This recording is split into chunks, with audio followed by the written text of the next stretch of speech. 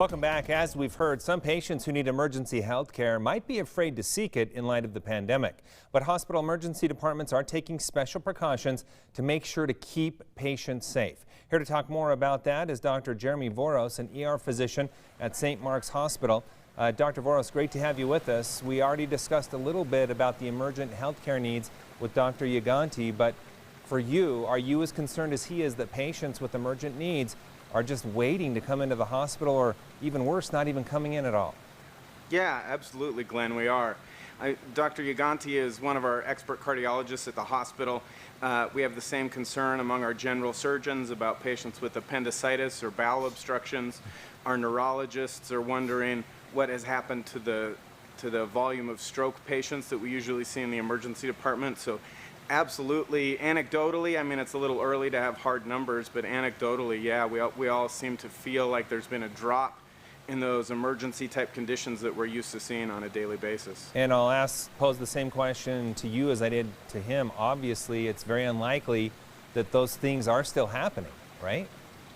Yeah, absolutely. I mean, I don't think that staying home has suddenly decreased patients' heart attack risk or stroke risk that much. So yeah, absolutely, we're still very concerned about that. Okay. As St. Mark's is now moving forward with scheduled procedures, what precautions are you taking in your department to ensure patients are safe?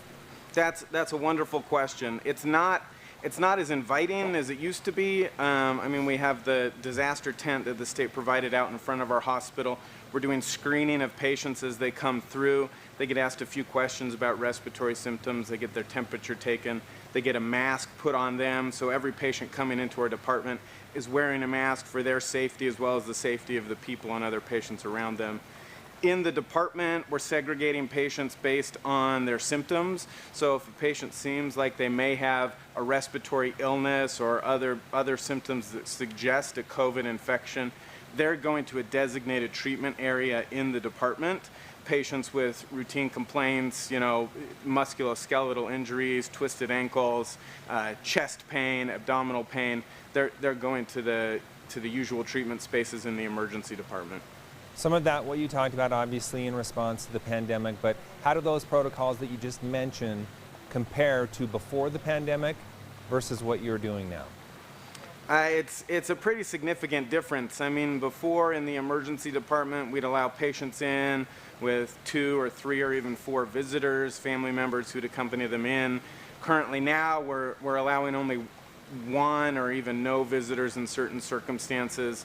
So the department is a lot more quiet and a lot more calm in a way that it wasn't before, but in a slightly uneasy way because of those changes. Mm-hmm. So that's a big change. The pre-screening is a big change. The segregated areas in the department obviously is a big change in our typical workflow.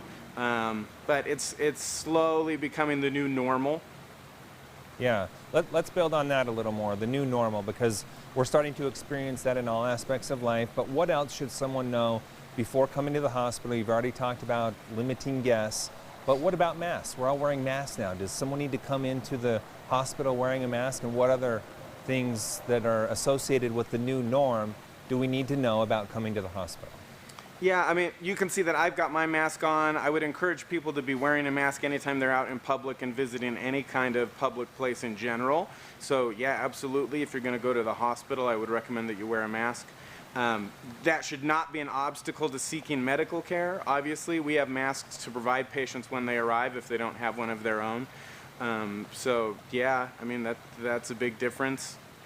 Yeah, so we're used to seeing you, the doctor, wear the mask, right? Now we need to get used to seeing the patient wearing that as well. Anything else that you would want patients to know that I didn't touch base on?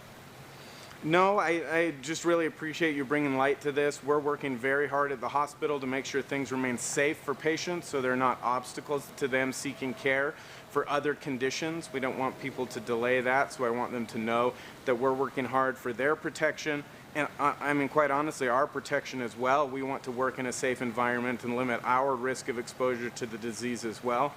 And I think that this is probably going to be the situation for the foreseeable future. Yeah, I'm really glad you brought that point up, that you are putting your life on the line to help out in any way you can in this situation, you and your colleagues.